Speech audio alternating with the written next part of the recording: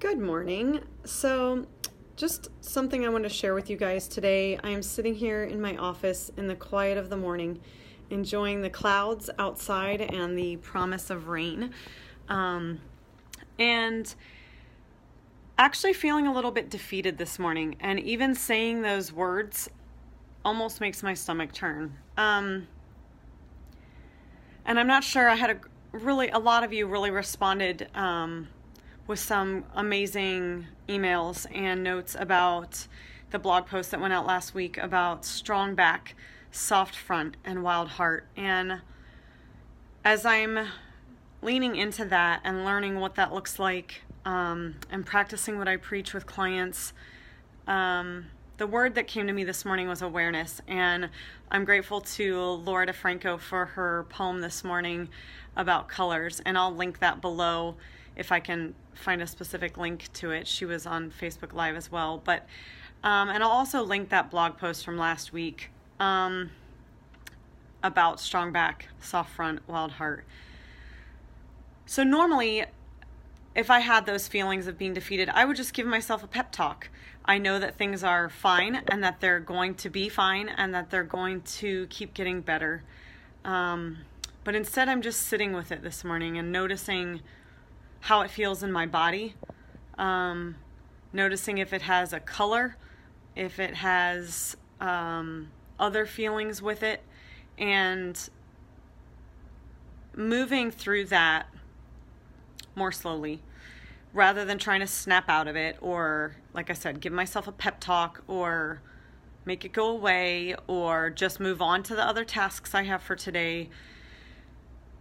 I'm just hanging out with it and letting it be and letting my body and my mind and my emotions shift on their own rather than me forcing it like I normally would do.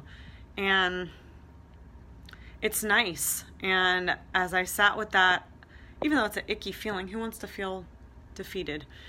But as I'm sitting with it, I can also gain a greater appreciation for the fact that I can do hard things. And as I was journaling, I also was able to become aware of the fact that there's part of me that actually likes getting in the trenches, that looks forward to the hard work and the digging in and the preparation and the being in the trenches, if you will. And that's part of the season that's coming. And just to be able to have an appreciation for seasons and rhythms, and to know that more good and more depth will come out of this if I move through it and listen. The clarity that comes and the awareness that's coming, I think will be so much more powerful than if I were to just give myself a pep talk. So not sure exactly how you guys will connect with that today.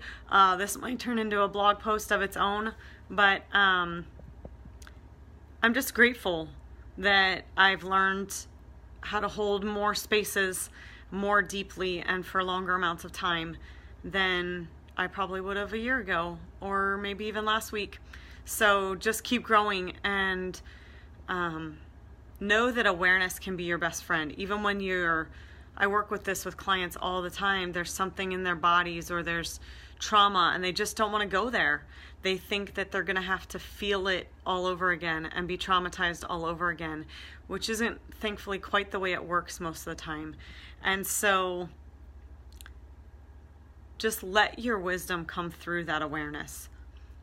Know that it will bring you the shifts that you need, and surround yourself with people that will help you see that and will help that move through you and call out that light in you, and that will speak to the truth even when you're in the ick. And so I'll just leave you with that today. Awareness. Make some space for it. It takes conscious effort to create any kind of space. And with that in mind, I'm back to my thinking time. Have a great day, you guys.